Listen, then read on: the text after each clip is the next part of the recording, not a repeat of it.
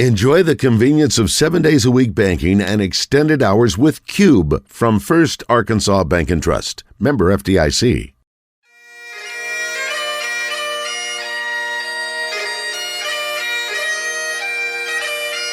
It's time for From the Short Grass with Trey Schaap, a golf podcast for those who love golf, struggle with golf, and just like to enjoy the outdoors and fellowship with friends, all while chasing a ball around trying to put it in a 4 1/4-inch diameter hole.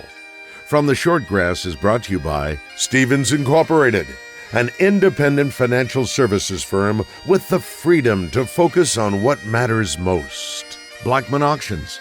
For over 80 years, better auctions have always been Blackman Auctions. Beechwood Pinnacle Hotels. We partner with you to deliver high-yield results by managing, developing, and investing in top-quality hospitality assets. And now, from the Short Grass, here is your host, Trey Schaap. Welcome to another edition of From the Short Grass. I am your host, Trey Schaap. Coming up on this edition of From the Short Grass, I travel to Pleasant Valley Country Club to sit down with their director of golf, Chris Mayes. Chris Mayes has been at Pleasant Valley for 22 years and loves the place, and I think you're going to enjoy our interview. Blackman Auctions. Since 1938, better auctions have always been Blackman Auctions. Blackman Auctions, one of our great sponsors of From the Short Grass. We are back with Chris Mayes after this. Stay with us.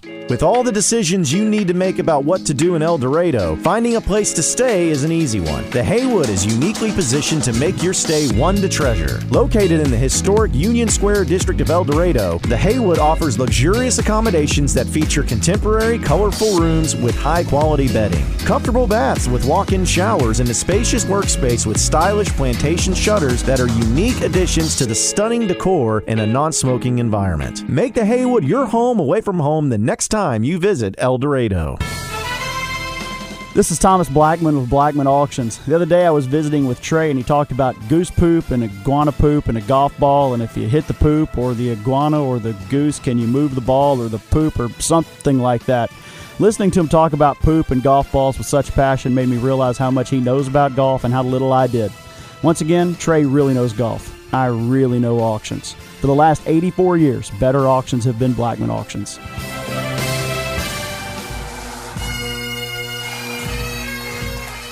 Welcome back to this edition of From the Short Grass. Chris Mayes grew up in South Little Rock, attended McClellan High School, went off to school at Mississippi State to study in their professional golf management program, and then a stint in Memphis at TPC Southwind finally led him to Pleasant Valley Country Club, where he has been ever since. I think you're going to enjoy this interview. On the tee, Chris Mayes. Chris Mayes, PGA Professional, Pleasant Valley Country Club. Thanks for joining me on From the Short Grass. Do you remember the first time you picked up a golf club? I do, actually. Dad was a member at an old course. We lived in Southwest Little Rock, so we were members of a course called Whispering Pines Country Club. I've heard of it. Changed names over the years. I don't really know. It's been to Pine Lakes or something. And so, our dad cut down just a little short Ben Hogan 7-iron. And, it was probably 6-8 inches long, or probably a 1.5 feet, I would say. And I'd just go around and whack it, and he would take me out there and I would play. And that's kind of how I started playing golf. Is that one of the best clubs for a kid to start with, a 7 or a 5-iron? Or would it be the putter? I would say the putter. Teaching them how to putter. Really, most of it is, I would say it's more like a 5-wood or a 3-wood, because nowadays everybody wants to hit it long, and you can put it on a tee. And when you put it on a tee, kids have more success hitting the golf ball, and so it gets them hitting off a tee. And you go to an iron, and then they want to hit it off the ground, or dads teach them, say, hey, you should hit an iron off the ground. So I think it's more of a lofted wood would be good, so it's okay to put it on a tee and get some experience of success of actually hitting a golf ball, seeing it get in the air and seeing it, go as far as you can hit it. And you grew up playing sports. Obviously, your dad was a high school football coach at Oak Grove, which is no longer a school anymore. It's right now into Maumelle High School, but your dad was a football coach. So did you play multiple sports growing up? I played baseball. I played football through ninth grade. I played basketball through ninth grade, and then I played golf. So I played pretty much every sport. Dad was and Mom, for that matter, is that, back then when we were growing up, it wasn't a full year-round sport.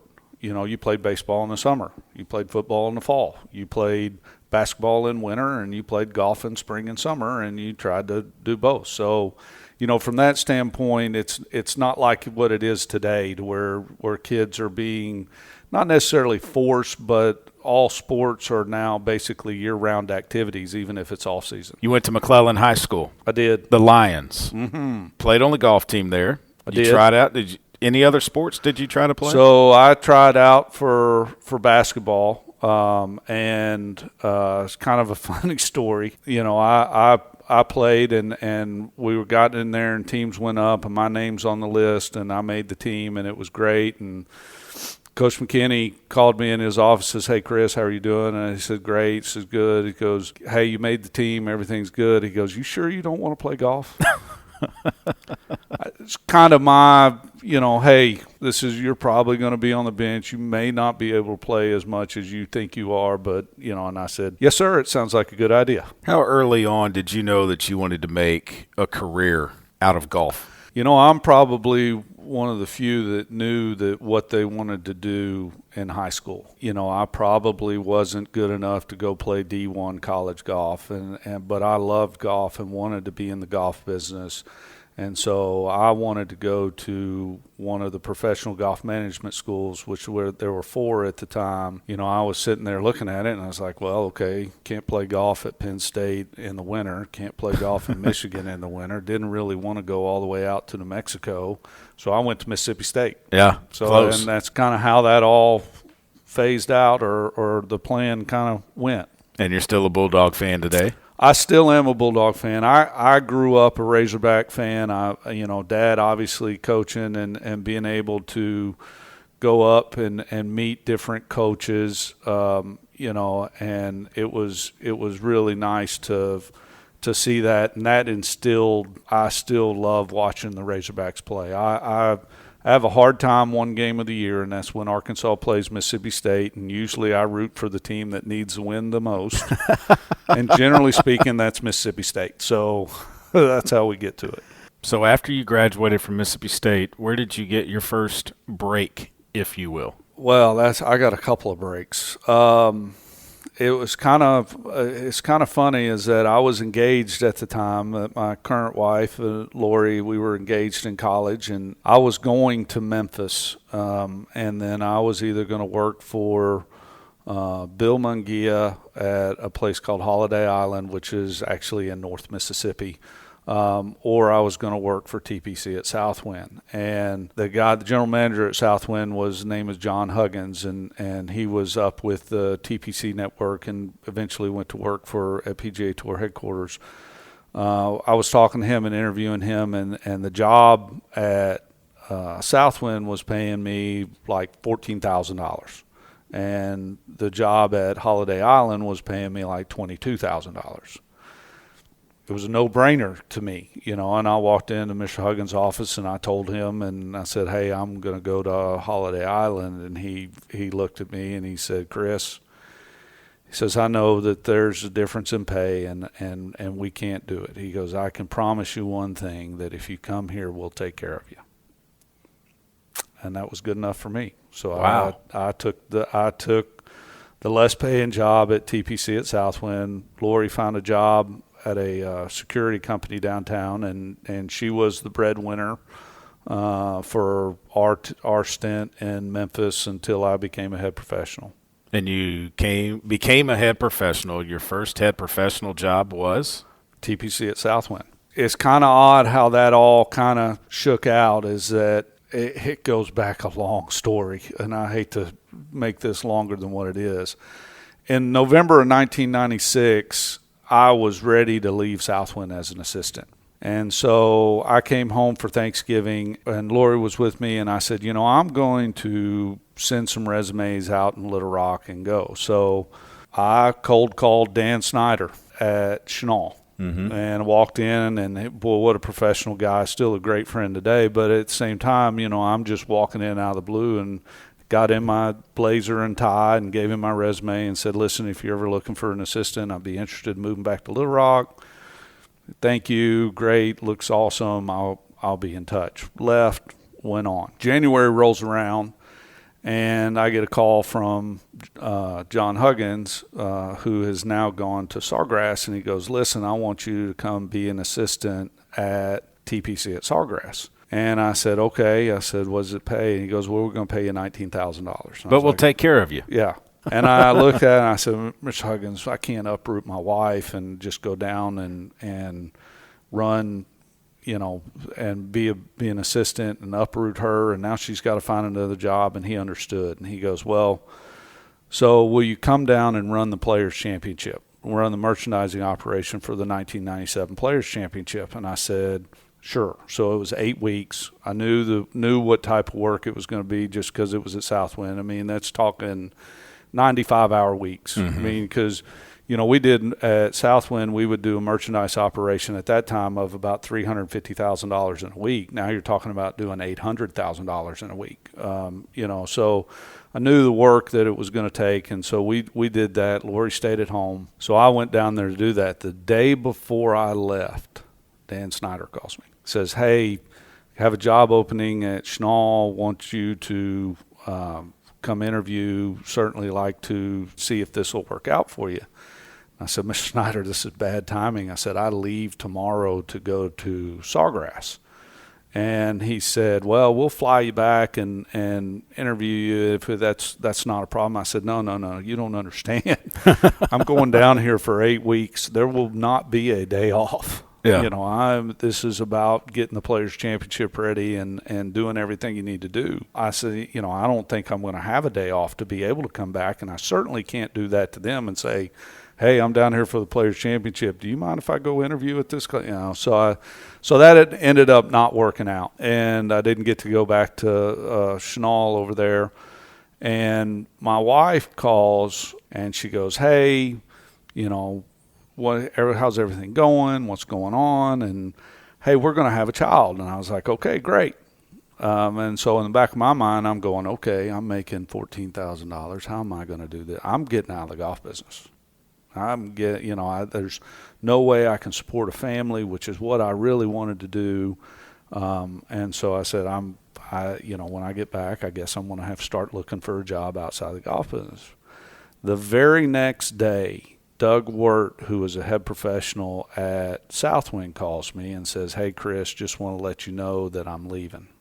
And I was like, okay. So I, from Sawgrass, FedExed my resume back to, at that time, it was Bill Hughes, who was the general manager there, for the head professional job at Southwind.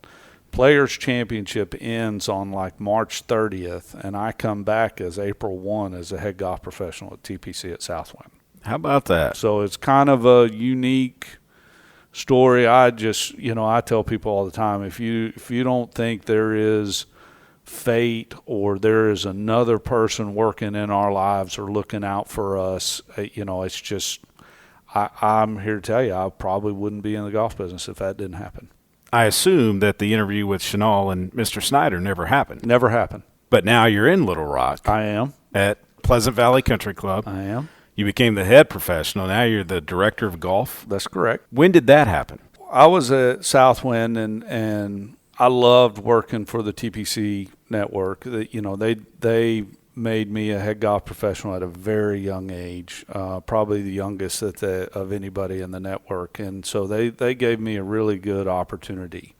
But I knew working for the TPC network that in order to succeed in the network, I was going to have to move. And I was going to have to, whether it's go to Michigan or go to Florida or go to another course to be a head professional. And then the next one is to go to another course and be a general manager. And then it's to be another regional manager. And so in order to move up in that network, you were going to have to move. And one of the things that's always been really important to me is I really wanted my kids to go to school in the same town. I really didn't want them to move from one town to the next if I could prevent it. Mm-hmm. And so Kim Backus walks into my office one day. He was my Nike rep.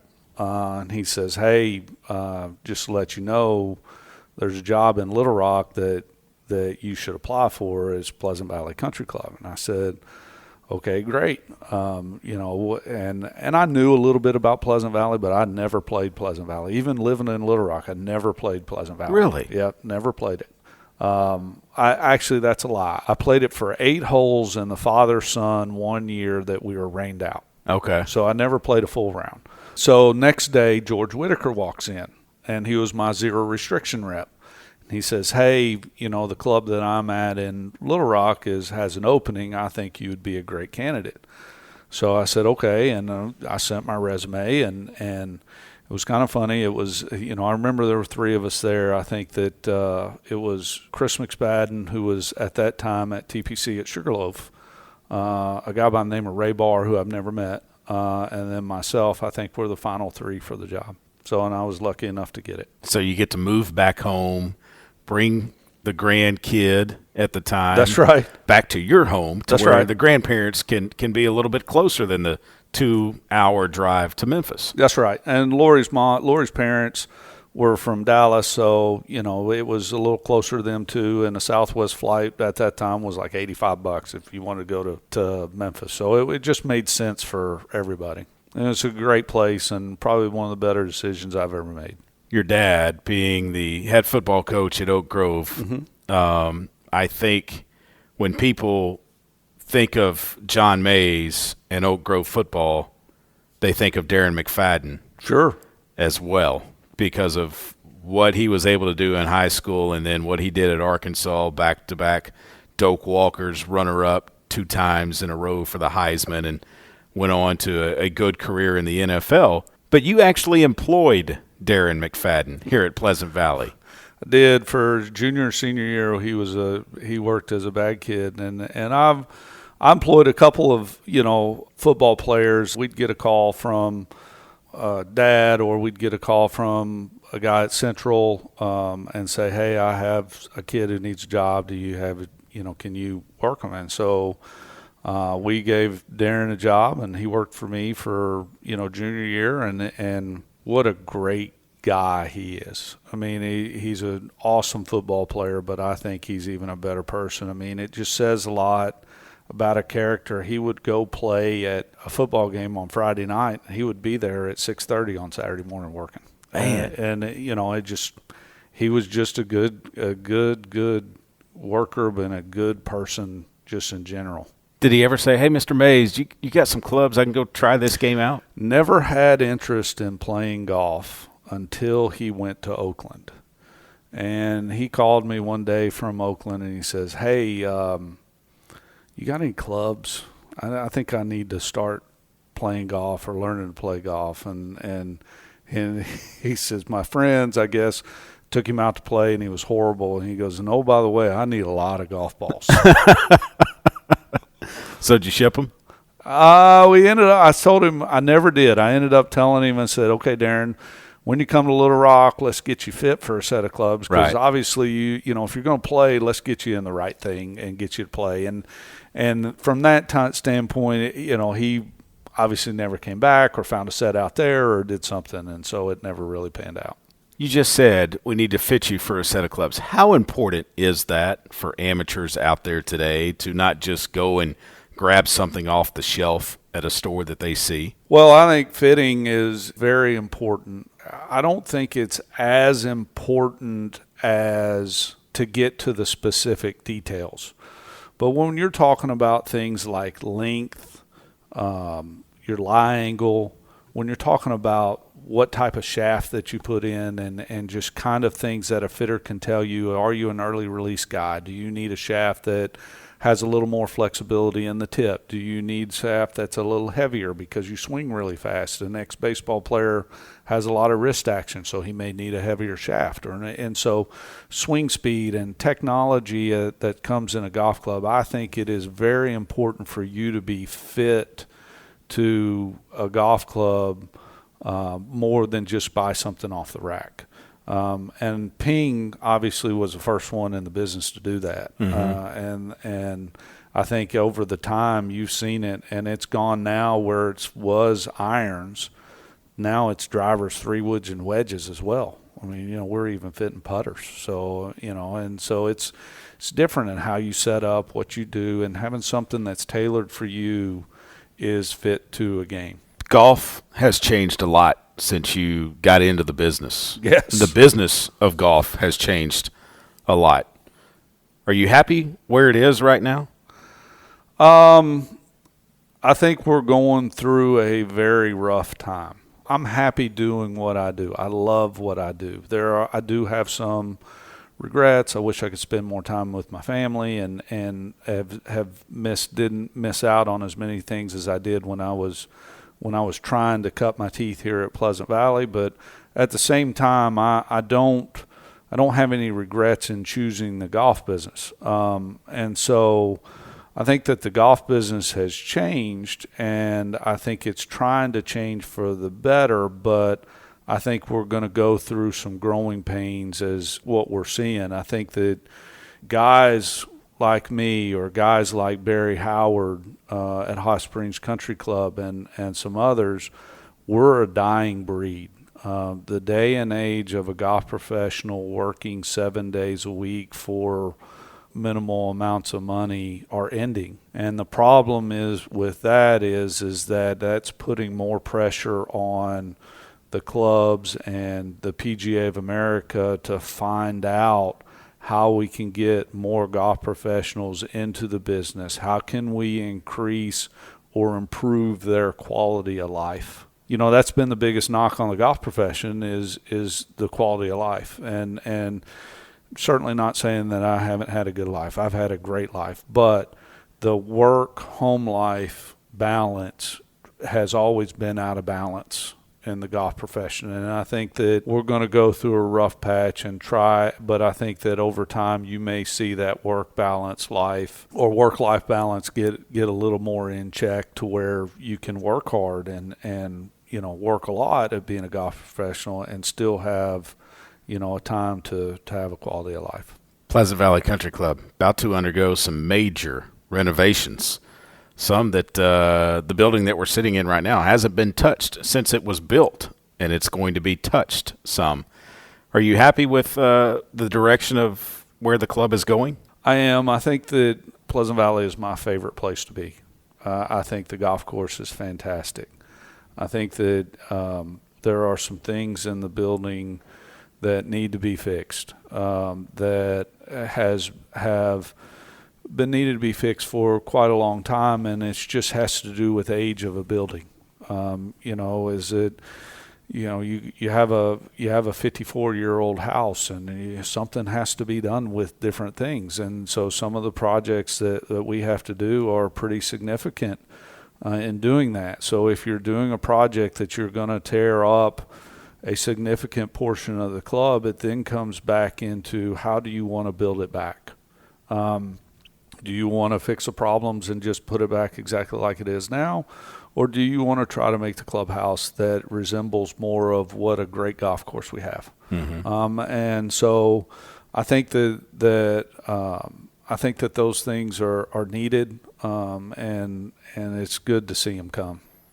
You said that you like being at Pleasant Valley, mm-hmm. and you don't want to be anywhere else. That's I think correct. It says a lot about the membership to understand that they have a gym in you here at Pleasant Valley that you've lasted as long as you have, because some PGA pros don't stay at a private club for a long period of time.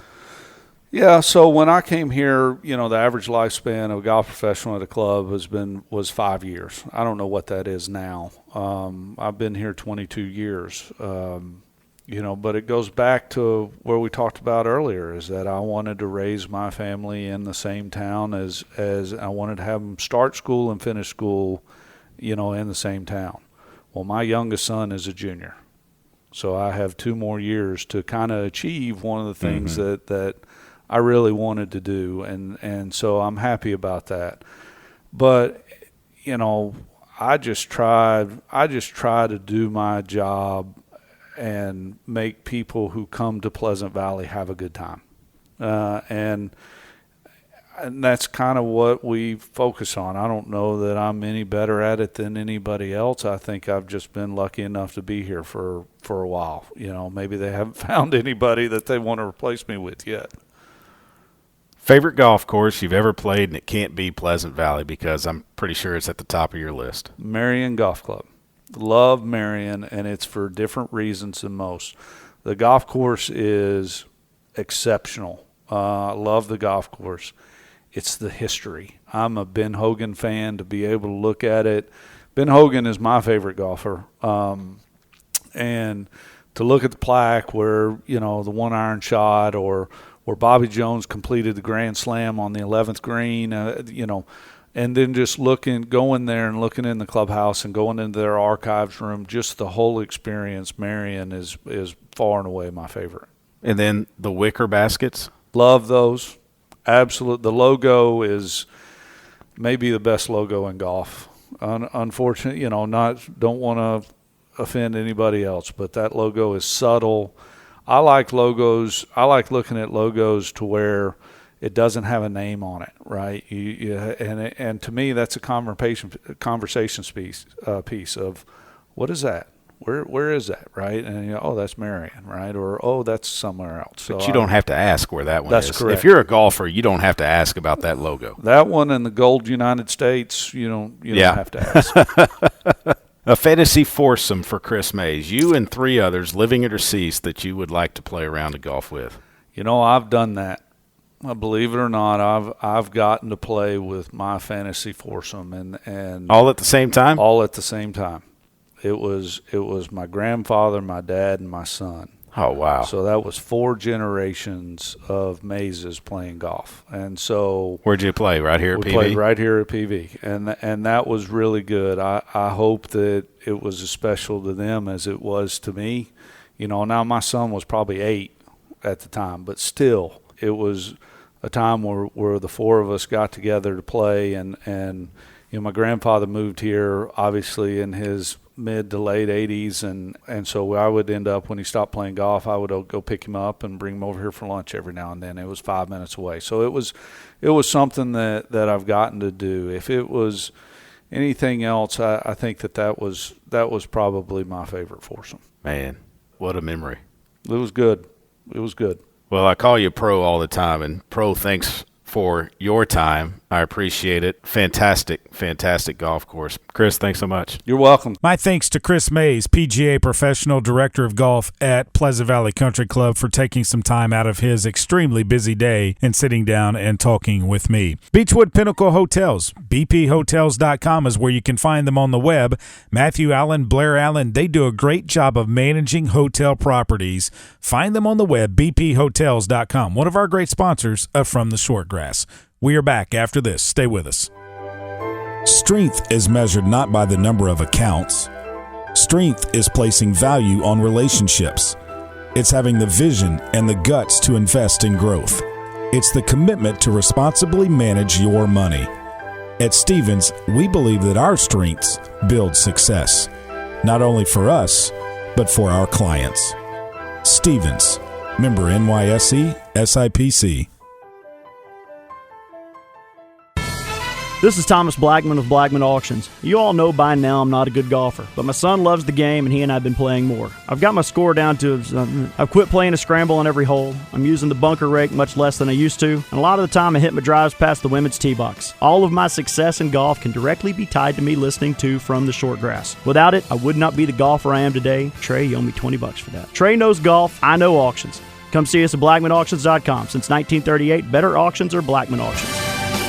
With all the decisions you need to make about what to do in El Dorado, finding a place to stay is an easy one. The Haywood is uniquely positioned to make your stay one to treasure. Located in the historic Union Square district of El Dorado, the Haywood offers luxurious accommodations that feature contemporary, colorful rooms with high-quality bedding, comfortable baths with walk-in showers, and a spacious workspace with stylish plantation shutters that are unique additions to the stunning decor in a non-smoking environment. Make the Haywood your home away from home the next time you visit El Dorado. That's it for this edition of From the Short Grass. Remember to always repair your ball marks and a couple of more. And I hope to see you soon from the Short Grass. You've been listening to From the Short Grass, a weekly podcast dedicated to the game of golf. This has been a presentation of the Buzz Radio Network.